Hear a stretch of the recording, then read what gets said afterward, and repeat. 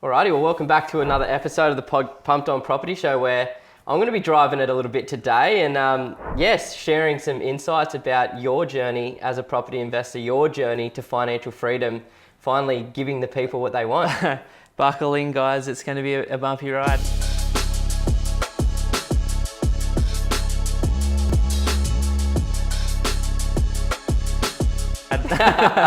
We've just been taking some notes to sort of make sure we hit all of the cliff notes in this one as well, because holy crap, it's been a hell of a journey. You know, I think your journey to financial freedom literally started when you were selling lemonade out the front of 7 Atherton Road 25 years ago. Yeah, I think I had my very first lemonade store at Caldara, even before Atherton, when I was in year one. Exactly. And I think I made $12, and I was wanted to set it up the next afternoon again.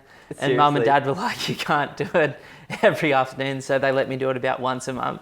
And I've always watched, being the younger brother of 7 years, I've always watched these entrepreneurial ventures that you've gone on, and because I've always been around for those, it's been so funny, all of the different business ideas that you've tried and failed until you found your calling, which was property investing. So how did that all begin? Why property, and when did that come to you, and how did that come to you? You know, I think there's two things that speak to me when thinking about where did it originally start. And one of them was on a holiday when we were kids. I think I was in high school and you were probably in primary school. And we were down at Mollymook, which is where we used to always go for our holidays. And we were at that Tony's house, that sick joint right on the beach there near the golf course. And we used to go down there 2 times a year at least growing up. And I remember mum and dad driving out of Mollymook on the way home, and there was a vacant piece of land. And mum's like, we should call the agent. And dad's like, yeah, okay, we'll call them. And they called the agent, and the piece of land, I remember it distinctively now, was 70 grand or $90,000 or something like that. It was below 100K, and it was one rooftop to the beach. And I heard them talk all the way home, which at that time, all the connecting roads was hours, 3-hour drive. And they went back and forth and made the decision to do it. And then they never had it. They never actually did anything more than have that theoretical conversation. And now that I know mum and dad and myself and many people better, I was just a kid, and I couldn't see why they wouldn't do that. And secretly, me and you were already into bodyboarding and surfing, and we're like, buy that block, build a little beach house on it. And then I remember years and years and years later, maybe 20 years later, that block with a house on it resold for 1.8 mil. And I went, not only did they miss a massive opportunity to completely change our lives and their lives, but they left millions of dollars pretty much on the table. And so that was a really distinct thing of I made a decision, I remember in that car on the way back, that property was already a thing at that point to me, because it seemed affordable. It was connected to the lifestyle that I wanted. And then I didn't even think about it for so long after that. And then the next point that it came up is I was in a secondhand bookstore on the sunny coast at uni with about 2 years left of uni to go. And I picked up Rich Dad, Poor Dad's secondhand copy, and I just could not put it down. I remember going to Lisa's friend's party, I think I've told this story before, where there was a DJ, because all their mates were DJs and everyone was hitting the piss. And I would have happily done that at that stage of life. But I hadn't even met most of her friends, and I just took this book and I'm just reading it by the pool all day. I couldn't put it down. And I just went, it's going to be property. And then post property, once I'm a specialist at that, it's probably going to be some sort of business as well. And that was that call to it's coming. But then there was a monster delay, which was I'm at uni, I'm earning no money. I'm making $200 a week in Centrelink and $150 a week cleaning rooms or serving drinks or picking up glasses in pubs. And I know what I now want, which is to become an investor, but I don't have the means, the skills, or the income to do anything about it. And how do you fix that? You're obviously not in a financial position, nor in a stage of your life where you can do anything about it. So many people self-sabotage that, and it's they've been gifted this enlightenment to go and focus on something that you're passionate about, but then you're like, everything in my isn't allowing this to happen. Like, how do you have that arm wrestle? You know, for me, I decided at that point that what would make me valuable to the market before like I had market skills. And that was at the point where like uni changed from me having a really good time, just training, surfing, hanging with my mates, to, okay, to get a great job in a graduate program with one of the biggest companies in the world, I need skills. And so that's when I went and did those 6 different internships. And that was in the last like year and a half, 2 years of uni. And that gave me the ticket to like get into somewhere like IBM, because it was like, shit, this kid's off his own back for free, done all of this volunteer or like work experience. And that literally got my foot in the door. But the problem was like, I didn't realize how much stuff I'd have to work through to become an investor. Like I thought you just save the money, you buy the property, and now you're an investor. You know, so like the self-sabotage in our family is pretty strong. If you know what I mean? It's like not the force, it's like the self-sabotage. It feels like it's been bred into us for generations. Yeah, it probably has. And that's why you and I are like completely changing that. Break the script and breaking focus on a new the path. family cycle. But I, you know, got to this point where I had my first deposit ready to go. And it was in my first year out of uni. Like I was so dialed in. I remember my first job before I went to IBM, because my wife wanted to stay on the coast for an extra year finishing her studies. And so I got a job for 60K. And then I had somehow I'd managed to wrangle like some consulting work at the local council, which was another $5,000. And then I had 2 $10,000 projects with the state government in consulting. And so I made like 85 grand first year out of uni. And I saved almost all of it because I'd been used to living off nothing, and we moved into Lisa's parents' house to save money. So I was saving $1,000 a week, had a deposit, and then my mate came up and he's like, do you want to go to America? And I'm like, when are you thinking? And he's like, do you want to go next week? And I'm like, let's go. And like, this is you, first year out of uni, first time you've earned good money, but then your mate, he'd been working as a tradie for years before that. Yeah. You sort of already had the disposable cash, but you didn't. He was like 7 years down the path compared to me financially. Yeah. And so I'm like, hell yeah, I want to go. Yeah, you'd sacrificed so much up until this point as well, like working multiple jobs and like saving all this money and living with your folks, like your in-laws. So all these things are like, just, it's pressure building up. And freedom and travel are like 2 of my highest values. So I'd traveled twice a year all the way through uni overseas. And at that point I was like, hell yeah, I want to go to America. And so we went, and then I just lived it up. Like I spent the entire deposit in 14 days and came back and was just like, whoa, what have I just done? And like, once you've done this, like I'm sure there was a lot of guilt and, you know, a lot of whatever you would tell yourself that you'd done to yourself. Oh, not really, man. Like I'm not, you know me, like I'm not a look back on like mistakes type of guy. I'm just like, okay, that was a lesson forward. Yeah. Even at that age, like I was just like, fail up, fail forward.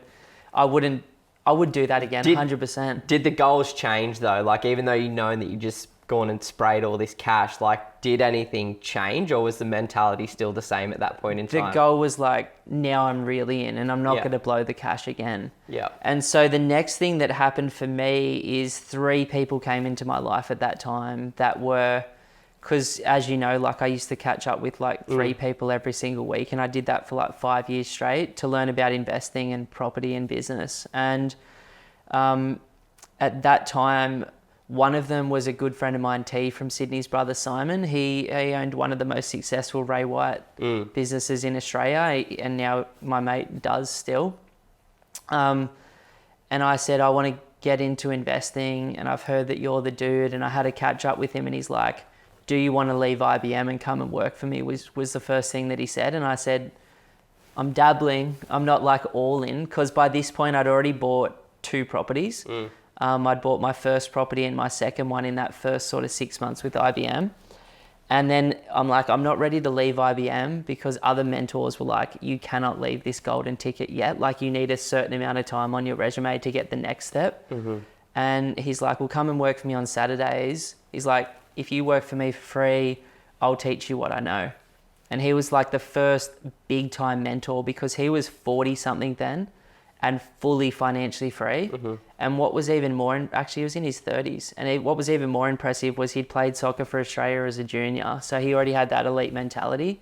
And he said to me the day I started that 5 years from now, I'll be fully free, I'll give this business to my brother, and I'll be done, and I'll spend the rest of my life with my family helping other people. And he did it. And so it wasn't just that he said he was going to do it, he actually did it. But by that point, he'd done 20, 30 projects, had a really successful business. And so he came into my life at the same time that I randomly was doing like a project management course at night. And I met this guy, and everyone that I met at that time, I was like, who do you know that's balling that you can put me in touch with? And he put me in touch with this guy who ended up being the owner of the Wanda development site when it was still land, but it was the GFC and he couldn't borrow money. So I caught up with him at the yacht club, and I just went to town asking him questions, and he's like, I'm stuck on this project, but trust me, it's going to be a good one. And it was probably the best one of all time.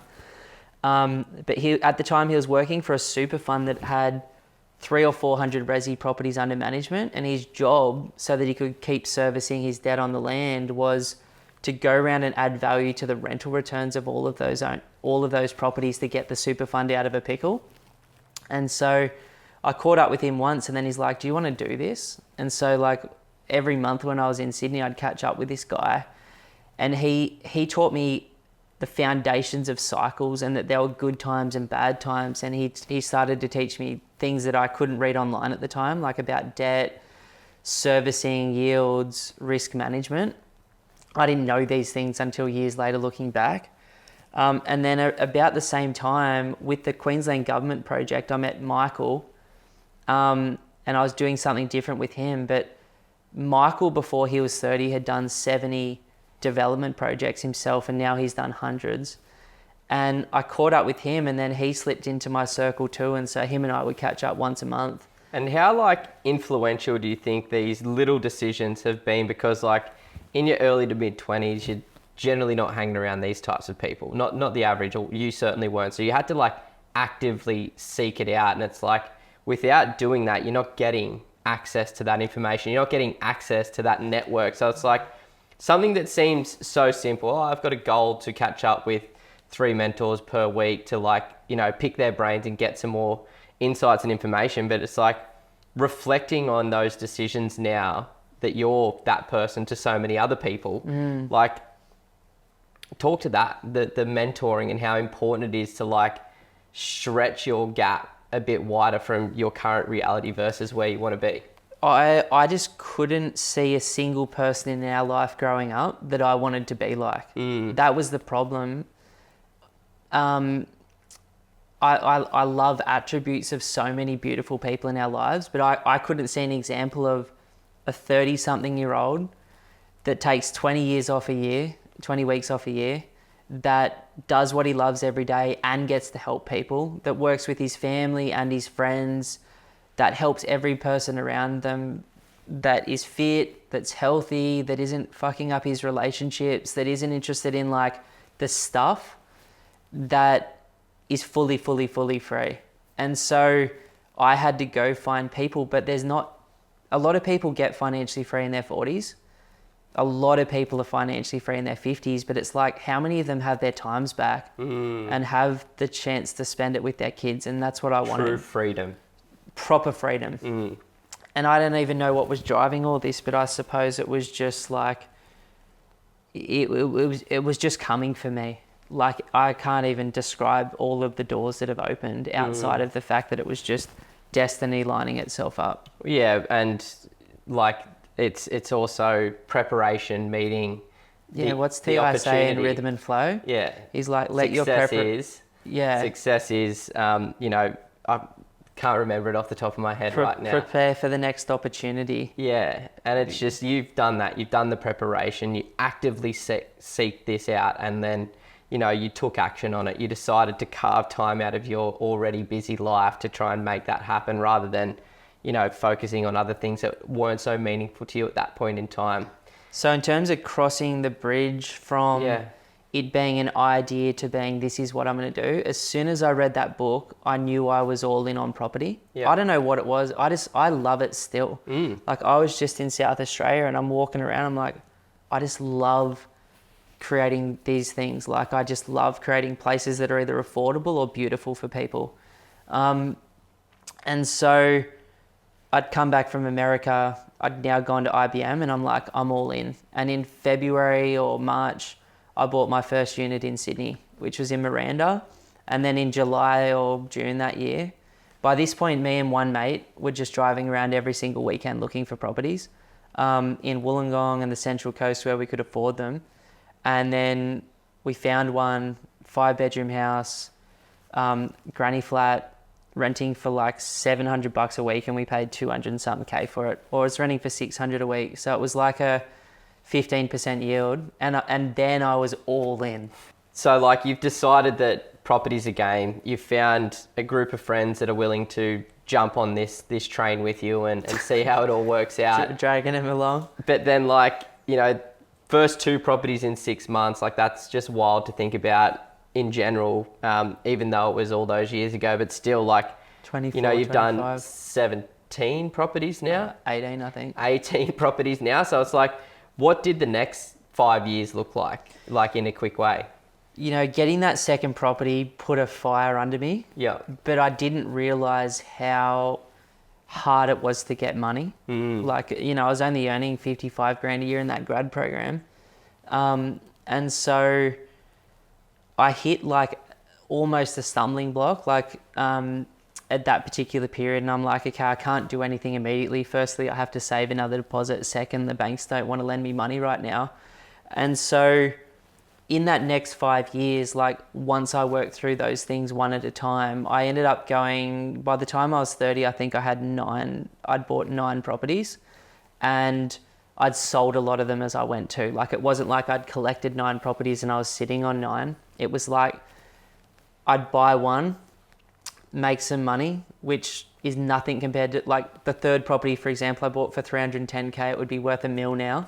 I sold it for 415 thinking I killed it. Yeah, exactly. Like, if I had bloody Hindsight. held it for another 10 years, I'd be so much better off. And I think that's what everybody starts with. They always start chasing short-term cash because they've never had it before. Never had it. Never seen anyone with it. Like, didn't know anyone that was like doing that. And obviously you knew what you wanted to do as well, and that extra money helps you for deposits for future properties. Well, every place I sold, I went and bought 2 more. Yeah.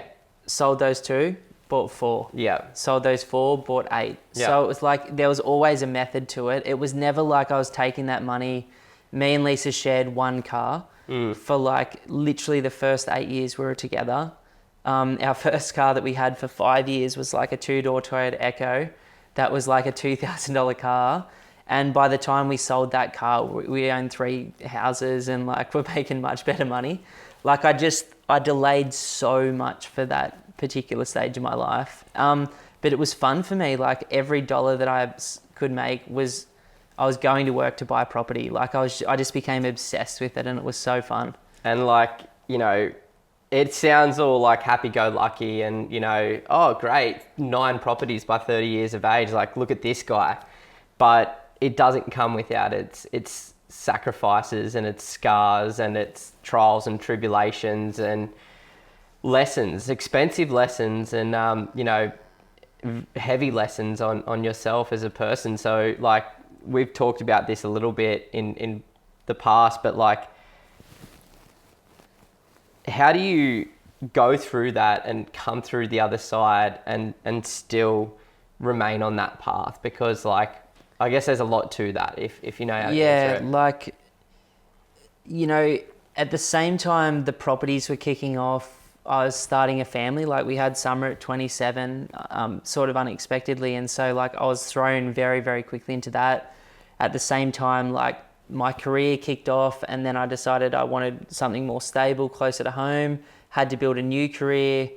That kicked off, you know, and so many things were happening in career, property, like family-wise, all at the same time. It was sort of like an incredible motivating factor for me to like set my family up, but also a pressure cooker of like, all my friends are just partying and having fun, and I'm like deep into like a different world. And so I think, you know, me being who I was at that point, which was super impatient, thought I knew it all, had temporary success on some of my early decisions. So I backed myself more than I should have. Like I didn't understand long-term cycles, short-term cycles, how to interpret markets properly, how to review one property properly against the other, like skills that are just like 101 for me and you now that we teach our clients. But honestly, by the time I hit ninth property, I didn't even have a plan. And then the wheels started to fall off a bit. Like I did that speculative project out in the northern New South Wales area, Kyogle, off the tip of someone that I thought like cared for me and loved me, that just sort of ripped me off. Went out there recently to a mate's Airbnb. It's a vibe spot. Yeah, it's all right.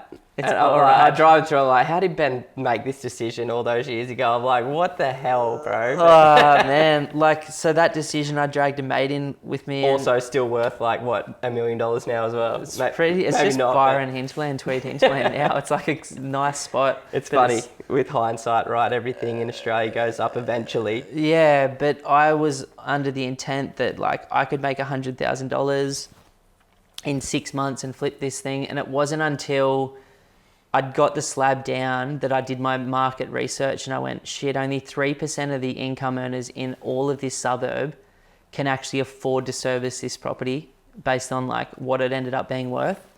And we bought the wrong property at the wrong time, built with the wrong people, and ended up losing 40K. And then a couple of years later, our tenants burned down the granny flat. And we just sort of went through a few things that all about the same time made me just go, hey, like the universe was kind of like, knock, knock, slow down. You're making mistakes. Like you're taking on too much risk and you don't really know what you're doing, even though you think you do. And at that point, that's when the history, like, I remember one night I was deep down the rabbit hole. Like Lisa was away and it was like 2 a.m. in the morning. And I'm like, I believe that there's a pattern in property. And I just will not accept that someone hasn't figured this out after hundreds of years of history. And at the very, very, very end of like a 50th page on Google search for like property history, I came across Phil Anderson's The Secret Life of Real Estate and Banking.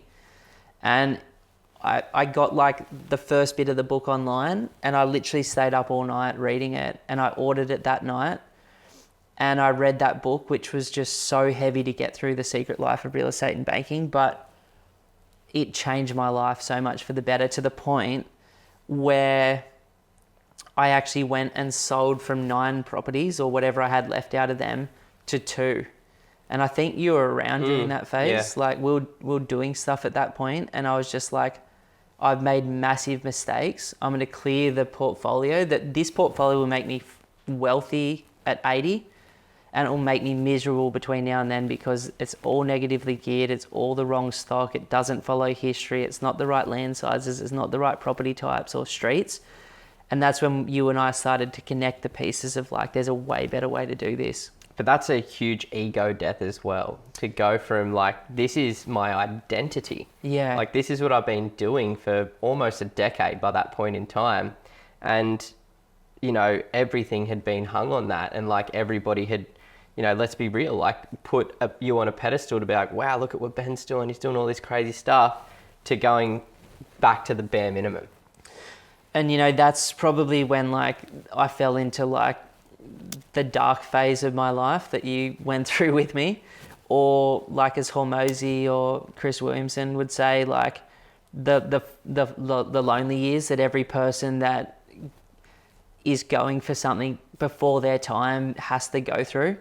And it did like massively affect my ego because I didn't realize how connected to being the property guy I was.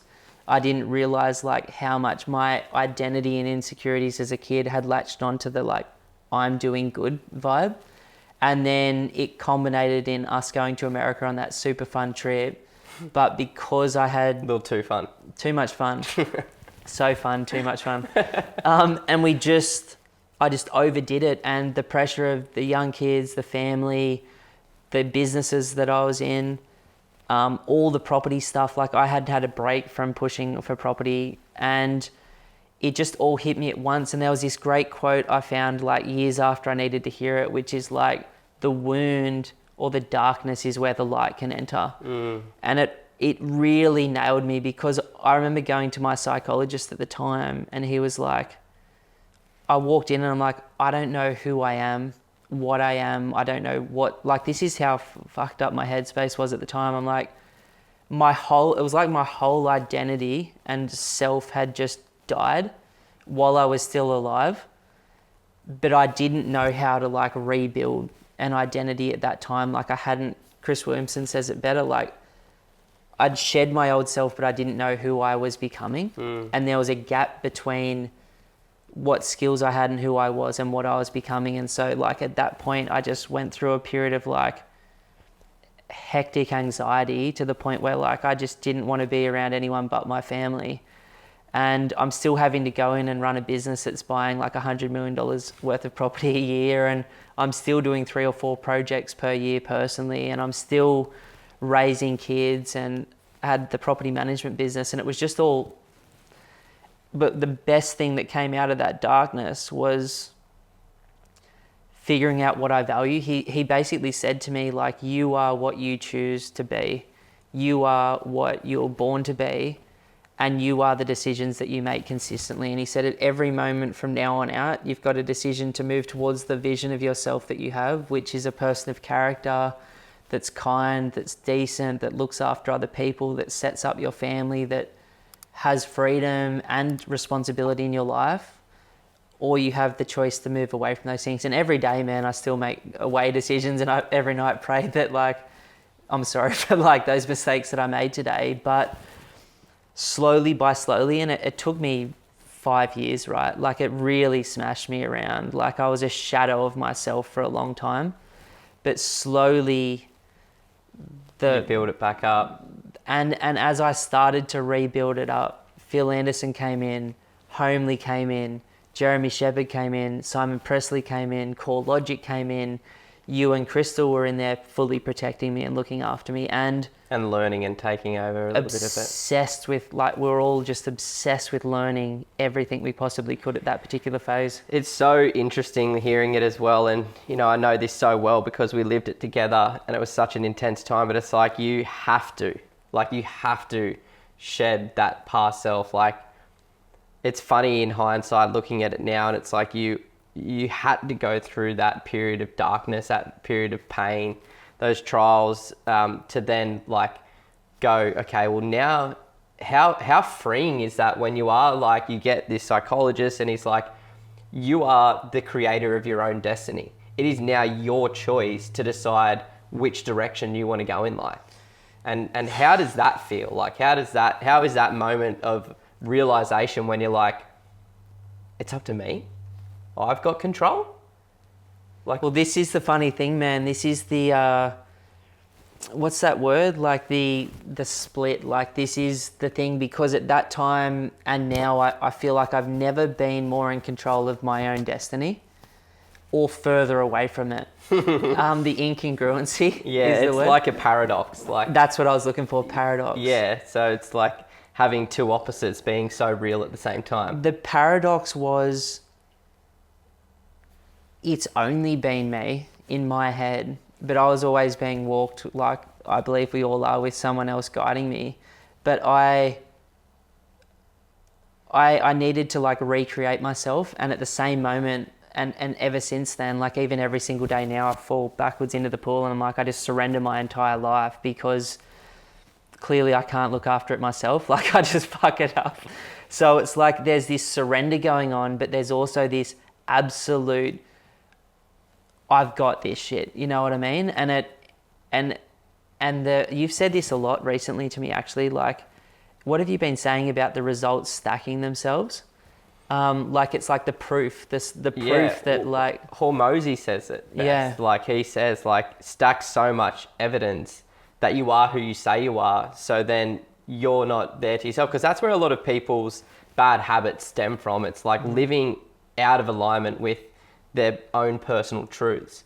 And it's like, the way to avoid that is to stack evidence and proof that you are exactly who you say you are and live in alignment with it. And then when you are, which you do, you know, things come to you. When you're living in alignment with yourself, your truest self, you know, things just come to you because you say no to the things that are pulling you away from your true self, and you say yes to the things that pull you closer to your true self as well. So it's like a self-fulfilling prophecy that these things compound over time.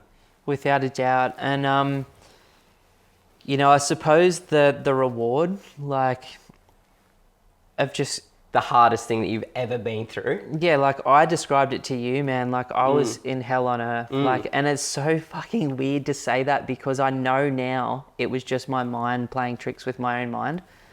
But it felt so real. And, like, I'll never discredit someone that's going through anxiety or depression ever again because, like, I fully get it. And I'm so grateful it wasn't depression for me because I couldn't imagine the darkness people go through. The anxiety was, like, crippling. And the reward was, hey, I do have an incredible family. We do what we love every single day. I am healthy, I am young, and fuck yeah, I've cleared the house completely, like my identity, cleansed my soul basically, and cleansed my portfolio, cleansed our business, and now we get to do what we really want to do, which is helping less people in the business, but giving them way more, like really serving people with like the best practice in Australia. And then the portfolio was like, shit, yeah, I can build whatever I want. So it was all beachside properties. With knowledge and confidence. It was all 600 to 1,000 or 6,000 square meter blocks of land. It was all incredibly high quality houses. It was all tax benefits. It was all the right timing. It was all capital growth. It was all incredible cash flow. And I've gone from that point at like 31, 32 to this point at 39 where I'm like, I have absolutely replaced like a very small amount of income for life that I'll never have to work again anymore if I ever want to.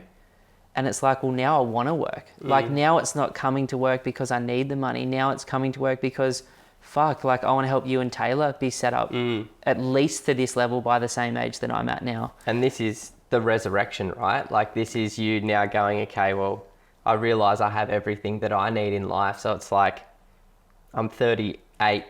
38, 30, or 39 now recording this, but I did it by 38. Exactly. And now it's like Denzel Washington style, like each one teach one, like who can each one pull the next one up. And I look at, you know, the most inspiring people in the world right now, like your Hormozis, your like Jordan Petersons, like to me, like your Jim Carreys, your Denzel Washingtons, like the elite sport people, the elite artists that I follow.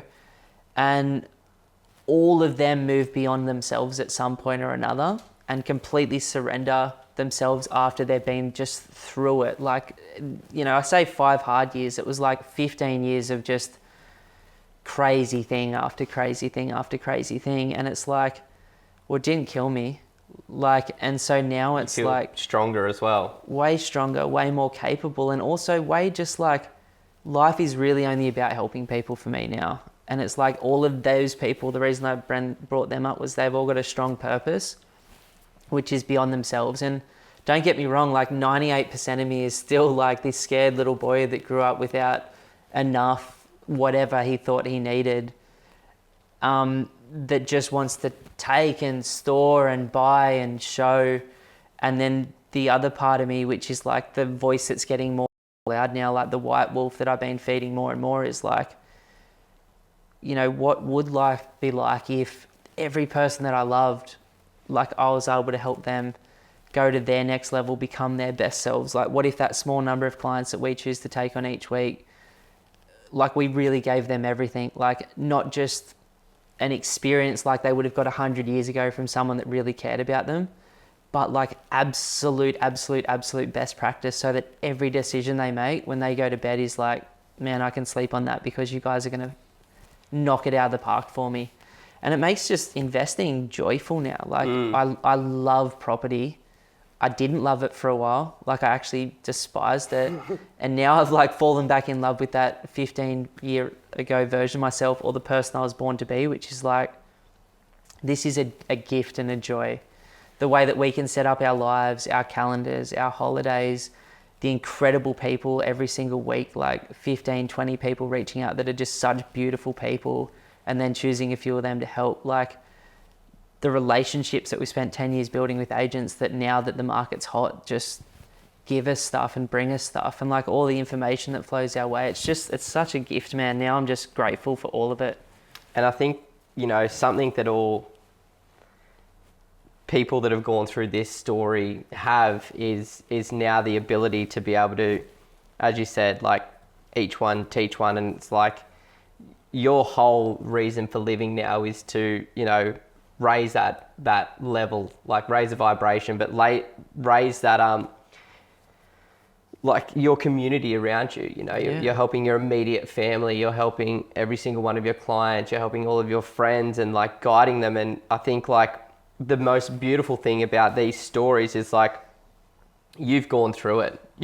You've gone through, those dark years, and you've, experienced a lot of hardship. And it's like what I believe, and like Dad said this a bit in the past as well, it's like you sometimes have to go through that to then be able to become the person that you're meant to be, that helps people go through that without going through as much that you did. Yeah, I don't think you have to go through that to get to here, that's for sure. I just feel like it was my path. Yeah. But it's not everyone's path. Like you're going to achieve the same thing, but you have gone through a lot of really hard stuff, especially in the last few years. But it's like we learn, we grow. Like, had I have seen someone like go through it, I'd be like, I don't like, yeah, cool. Like you could see that train crash coming and you were trying to warn me about it, but I couldn't hear it at that time. And it's like, now you know what the train crash looks like, you can avoid those ones. And it's like, you know what the train crash is, so you can help me avoid it. 100%. So you can be like, oh, maybe not. Like, let's talk a little bit more about that before you go and do it. Yeah, before like you put that extra like pressure on yourself. Does it need to be there, or my properties and put it all into crypto? I'm all in. I'm all in, baby. Meme coin strictly. But no, like some of those like cards that people were making and selling them is like, what was even like below crypto? Just all of the Gary Vee stuff. Oh yeah, the NFTs. Yeah. But it's a true thing. It's like those that reach a level of, and I know you're probably gonna not allow me to say this, but greatness.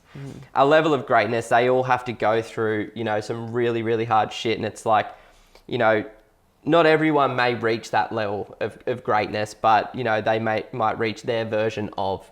And it's like, even still, like the rising tide will lift all ships. And to know that you've had to go through all of these things to get to where you are right now and realize your true self. Now you are at this place where you've resurrected yourself, and now you can then help everybody else in your community get to where they want to be as well. Yeah, and like, don't get me wrong, like I'm still a monster work in progress. I feel like I'm hundreds of years, if I could live that long, away from becoming the person that I was supposed to be. There's not a single day of my life that I don't regret multiple things that I do during that day and then go to bed having to sleep on that. But I do wake up now grateful. I do realize now that I don't need to own 10 properties or whatever. Like, I know that I just want the tiniest little dose of like stuff that will just cover like my family's bills, and like a trip overseas a year is like enough.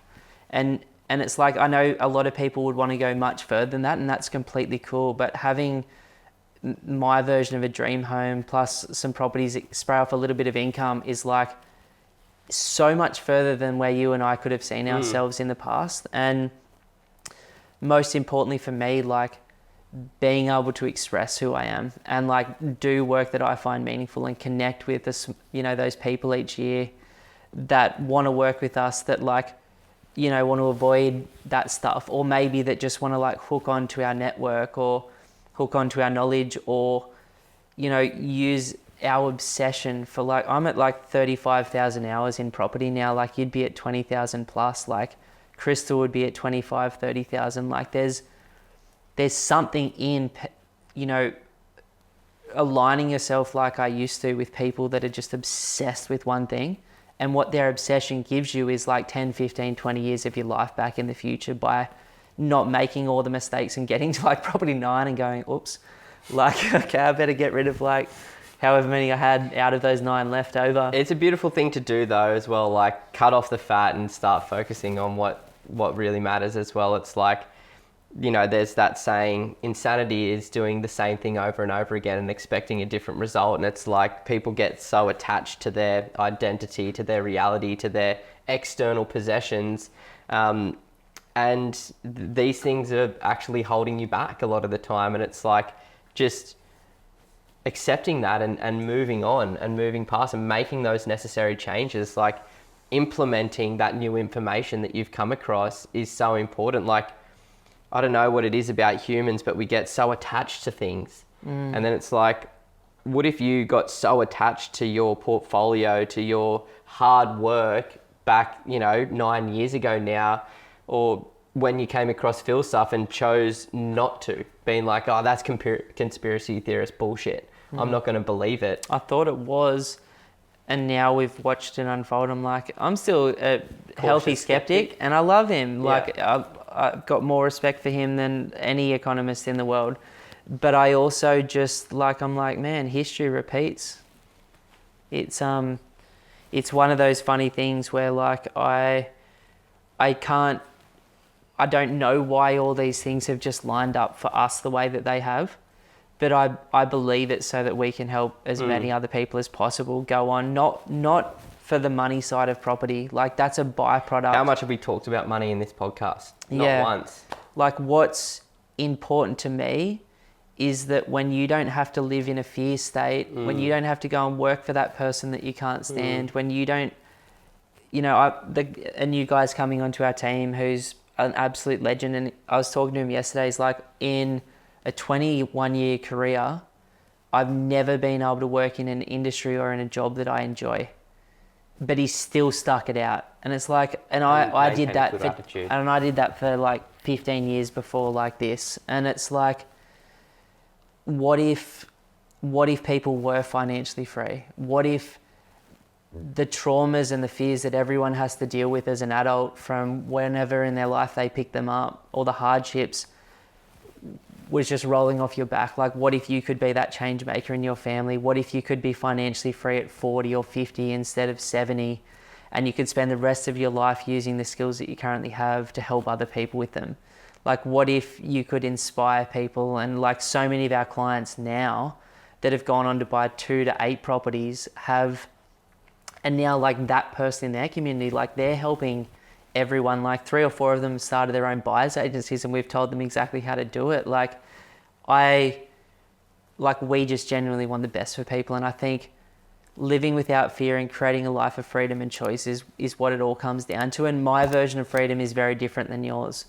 Like, my version of an ideal start to a day is very different than yours and everyone else listening to this. And it's like, that's the fun thing about being a person that's unique, like figuring out what's your thing and then feeling it out on, you know, crafting it to be how you want it to be, and knowing that it's never going to be perfect, but it's just going to be this rolling thing.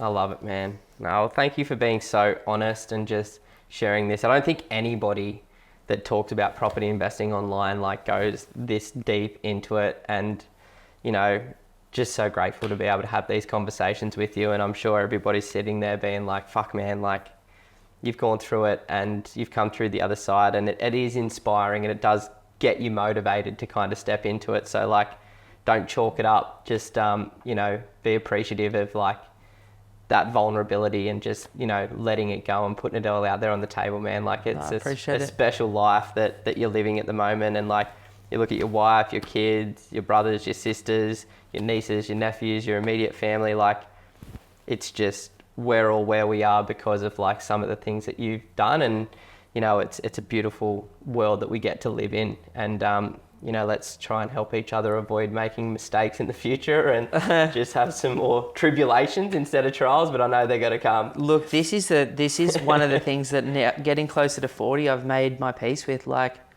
just when you get comfortable, there's the next period of like flatness where it's like, can you sit in the uncomfortableness of nothingness, or hey, there's another uncomfortable step, or a decline. Like that's how life is. It's like, it's, I believe, constantly stripping you into the person that you were born to be. And so it's like, I just know that there's going to be positives and negatives. Like every day in the property industry is one. If you looked at our market update this month, there's 4 out of the 8 markets in Australia that have just declined this month. Like that doesn't feel good to be an investor there. It's like, welcome to the world. What's the first law of Buddhism, right? Suffering is inevitable. Yeah, it's just how we suffer. And it's like, what I've decided is there's going to be things that come up, but my head, my soul do not have to suffer with them anymore. Like that's where I'm at. It's like I've spent 39 years in my head, and I'll spend the rest of my life in my head. I'm just a thinker, but I don't have to like spend the next 30 years going back and forth on this shit like I have for no reason, just burning my wheels, when I could just make a decision towards the person that I want to be in each moment and come back to the present, Buddhism style, like whichever way you want to label it, just enjoying being here and hoping that like I get the gift tomorrow of waking up again and getting to do more of what I love. And it's funny, like being in a space, like not everyone's lucky enough to do that. I certainly spent most of my career not being in a space that I loved, but now getting to do something,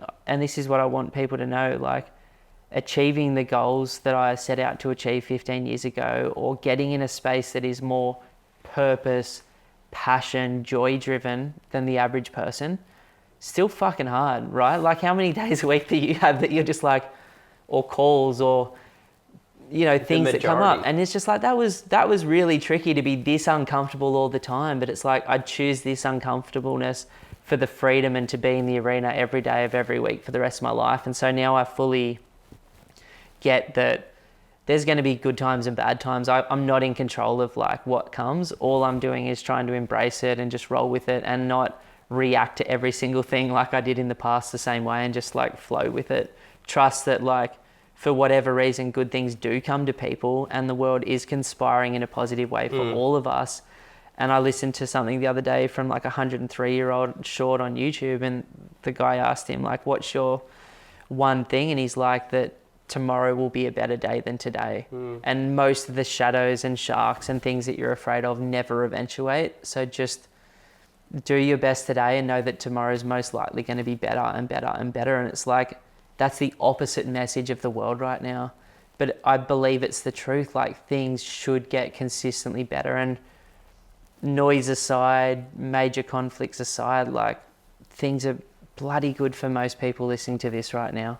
100%, man. I think that's a great place to leave it Wrap for it today. up. Thank you for sharing. Cheers, bro. Good times. Thank you.